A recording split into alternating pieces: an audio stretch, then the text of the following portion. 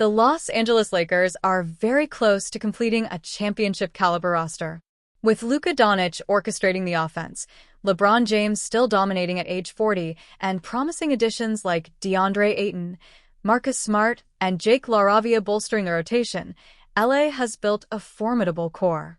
But as the franchise eyes deep postseason runs, the margins for improvement are razor-thin. Enter a clever consolidation move. Trade Gabe Vincent, earning $11.5 million, and Maxi Kleber, $11 million, in a package that opens space and injects two-way wing athleticism. In one proposed scenario, the Lakers would acquire a veteran two-way specialist from Brooklyn, sending both Vincent and Kleber plus a 2032 second-round pick in return. Smart brings championship pedigree, switchable perimeter defense, and reliable playmaking, attributes that align perfectly with J.J. Redick's system. As LA inches toward finalizing its rotation, flipping two expiring contracts for a versatile swingman could be the linchpin. This smart shakeup not only trims the payroll to allow for another rotation upgrade, but also addresses the Lakers' need for depth, grit, and defensive intensity off the bench.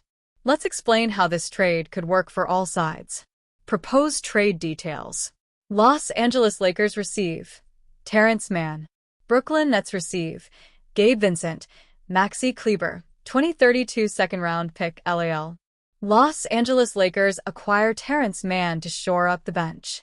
With DeAndre Ayton and Jake LaRavia signed, and Marcus Smart bringing defensive grit to the rotation, the Lakers still needed one final jolt of athletic versatility off the bench. Enter the three-way deal that would bring Terrence Mann to LA. Mann, newly acquired by the Nets in a three-team trade that sent Kristaps Porzingis to Atlanta, offers just what the Lakers covet: length, perimeter defense, and hard-nosed effort at both ends. Last season, Mann averaged 7.7 points, 3.0 rebounds, and 1.8 assists per game, while shooting 36.8% from three. His defensive impact was even more tangible, ranked among the league's top perimeter stoppers in contest rate and on-ball efficiency.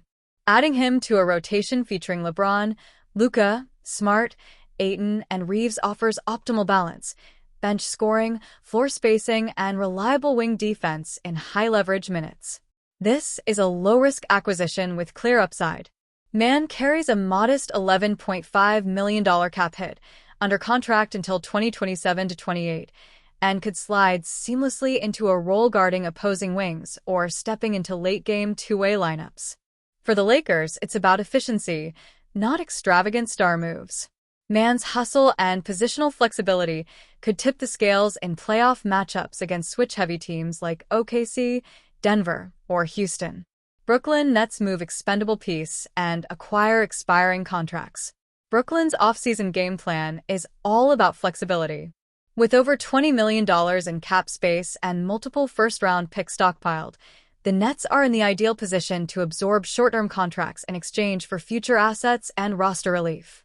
The Nets renounced rights to Cam Thomas and watched restricted free agent Day'Ron Sharpe re-sign on a 2-year, $12 million deal, leaving them with a lean core focused on youth and draft capital. They're exploring trades that bring in expiring deals like Duncan Robinson's $19.8 million, often with picks attached. By trading Mann or other rotation pieces and taking on short-term salary, Brooklyn clears space and boosts draft equity moving forward.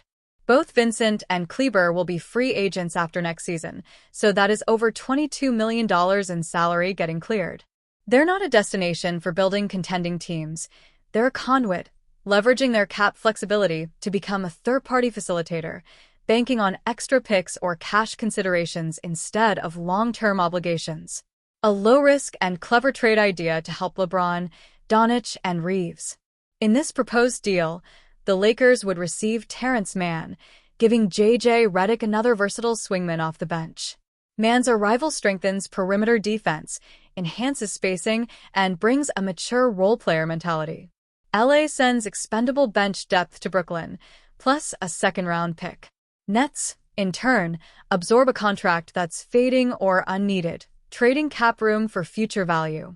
Mann's career splits show solid defensive numbers, His defensive real plus-minus sits consistently above average, while his three-point shooting hovers around the floor spacing threshold LA requires.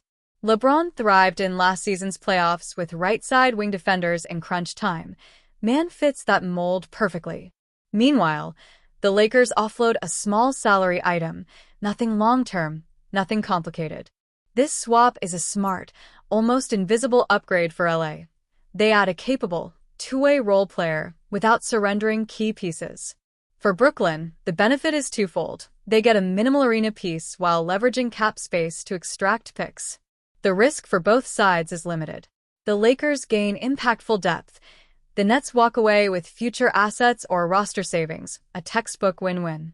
The Los Angeles Lakers need better shooting from distance, and Landry Shamet can give it to them. In last season's playoffs, Shamet quietly hit 46.7% from beyond the arc for the New York Knicks, a level of accuracy the Lakers sorely lacked. Last season, Los Angeles shot just 35% from three in the postseason, landing them squarely in the middle of the pack, and that was part of the reason they got bounced in the first round by the Minnesota Timberwolves. That is not going to cut it for a team trying to make a serious run. Landry Shamet would be a difficult move, but a totally worthwhile risk. If they want Shamet, the Lakers would need to get creative to add him. They're already close to being hard-capped by the first apron, so bringing Shamet in means making a consolidation trade. That could involve moving off some smaller contracts to clear salary and a roster spot.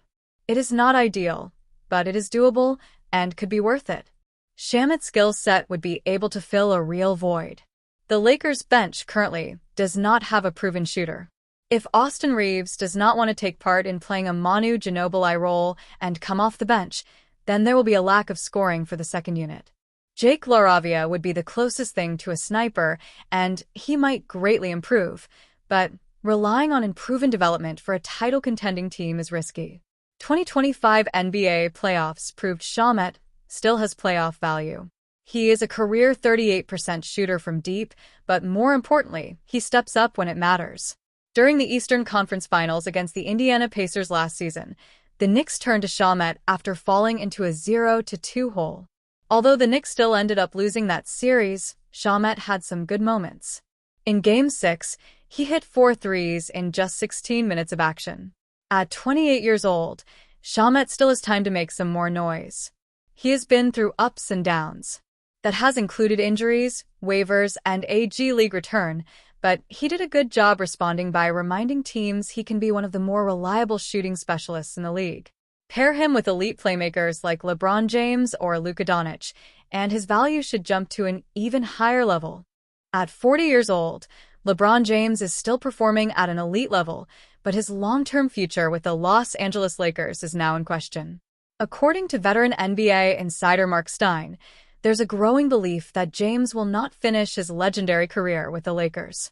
In his latest newsletter, veteran NBA insider Mark Stein didn't hold back, offering a bold prediction about James' future that could reshape expectations about the final years of the superstar's career. I believe that the 2025-26 season, purely speaking in a predictive voice, will not be LeBron's last, he wrote.